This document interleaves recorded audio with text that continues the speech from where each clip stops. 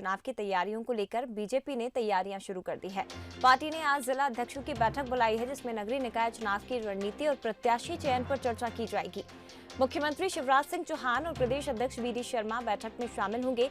इसके बाद नगरीय निकाय चुनाव को लेकर बनाई गई चुनाव संचालन समिति की पहली बैठक भी होगी।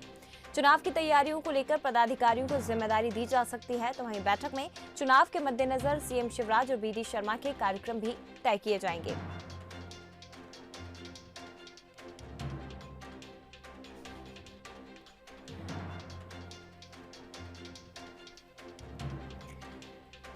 तो मध्य प्रदेश में बीजेपी जिला अध्यक्षों की बैठक होने जा रही है। निकाय चुनाव की तैयारियों पर मंथन किया जाएगा और बीजेपी नगरीय निकाय चुनाव की तैयारियों में अब जुट गई है।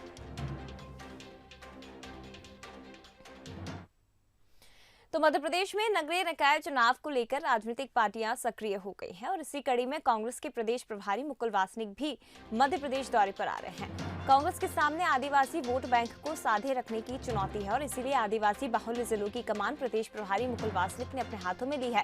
पिछले दशक तक आदिवासी बीजेपी का वोट बैंक था, लेकिन 2018 के विधानसभा चुनाव में बड़ा फेरबदल हुआ और कांग्रेस ने प्रदेश की आदिवासी 47 में से 31 सीटें जीतकर चौका लगा दिया था।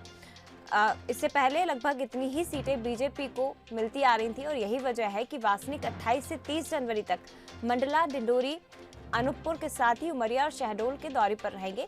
इस दौरान वासनिक जिलों के उम्मीदवारों का चयन करने से पहले क्षेत्रीय नेताओं और कार्यकर्ताओं से भी मुलाकात करेंगे।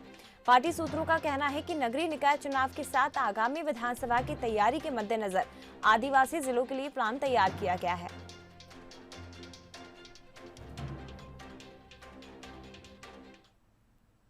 और इधर अनुसूचित जाति, अनुसूचित जनजाति, पिछड़ा वर्ग और अल्पसंख्यक आयोग की तर्ज पर अब सरकार सवर्ण आयोग बनाएगी, जो सामान्य वर्ग के गरीबों के लिए काम करेगा।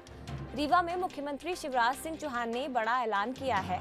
सीएम के इस बयान को नगरीय निकाय चुनाव से जोड़कर देखा जा रहा है। बीजेपी सभी वर्ग को साधने की तैयारी में है।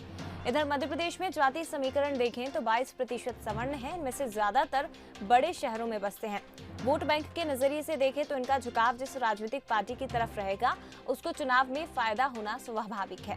आपको बता दें कि एट्रोसिटी एक्ट के वक्त सवर्णों में बीजेपी को लेकर नाराजगी थी, लेकिन इस बार बीजेपी ने सबको साध कर आगे बढ़ने का प्लान बनाया है।